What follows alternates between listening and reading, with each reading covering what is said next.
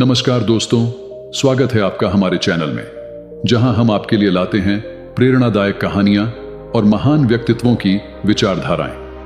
आज हम बात करने जा रहे हैं एक ऐसे सवाल पर जो हम सभी के मन में कभी ना कभी जरूर आता है। क्या हमारे कर्मों का फल हमें भोगना पड़ता है? यह प्रश्न हमें उस कर्म और भाग्य के रहस्य से जोड़ता है जो भगवान गौतम बुद्ध की शिक्षाओं का एक अहम हिस्सा है।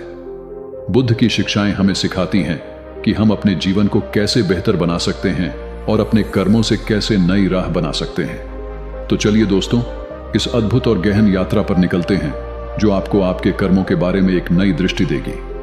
गौतम बुद्ध के समय की बात है। एक गांव में रहने वाला युवक अपने जीवन से बहुत परेशान था।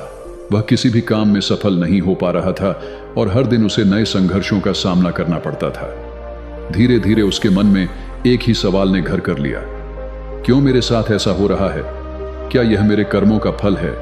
उसने गांव के बुजुर्गों से बात की, लेकिन उसे संतोषजनक उत्तर नहीं मिला। अंततः उसने यह तय किया कि वह भगवान बुद्ध के पास जाकर इस प्रश्न का उत्तर पूछेगा। बुद्ध उस समय किसी दूसरे गांव में उपदेश दे रहे थे। युवक ने हिम्मत करके यात्रा शुरू की और कई दिन बाद बुद्ध के पास पहुंच गया। बुद्ध के पास पहुंचते ही युवक ने उन्हें प्रणाम किया और कहा, हे भगवान, मेरे मन में एक सवाल है जो मुझे शांति नहीं दे रहा। क्या हमारे कर्मों का फल हमें भोगना पड़ता है?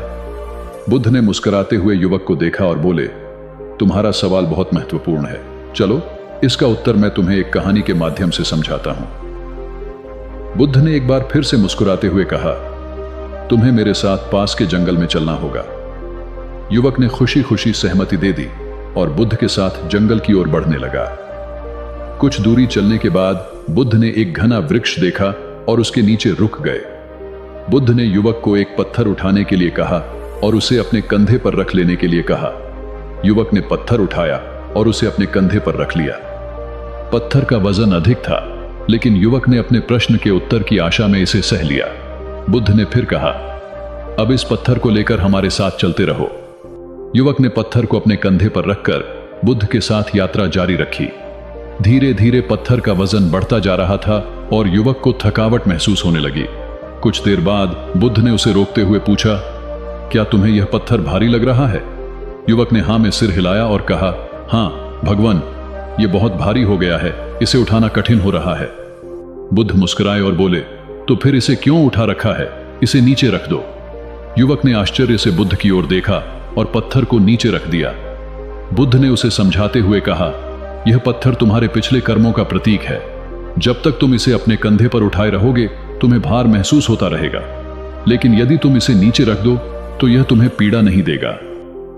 बुद्ध ने समझाया कि हर इंसान अपने कर्मों के परिणाम से गुजरता है, लेकिन उसे उन पर अनावश्यक भार डालने की आवश्यकता नहीं है। अगर हम अपने बुरे कर्मों को स्वीकार करके उन्हें सुधारने का प्रयास करें तो वे हमारे ऊपर बोझ नहीं बनते, परंतु अगर हम उनसे जुड़े रहें और खुद को उनके परिणाम से जोड़कर रखें तो हमें हमेशा उनके भार का अनुभव होता रहेगा। बुद्ध ने आगे कहा, हमारे पास वर्तमान समय में अच्छे कर्मों के माध्यम से उस बोझ को हल्का करने का विकल्प है। यह बात सही है कि हमें अपने कर्मों का फल भोगना पड़ता है, लेकिन यह हम पर निर्भर करता है कि हम उस फल को किस रूप में स्वीकार करते हैं, एक अवसर के रूप में या एक सजा के रूप में। इस कहानी से हमें यह सीखने को मिलता है कि हमारे कर्मों का परिणाम हमें जरूर मिलता है, परंतु यह भी महत्वपूर्ण है कि हम उन परिणामों को कैसे देखते हैं और उनसे कैसे सीखते हैं। गौतम बुद्ध की यह शिक्षाएं हमें इस बात का एहसास कराती हैं कि वर्तमान में अच्छे कार्य कर हम अपने भविष्य को सुंदर बना सकते हैं।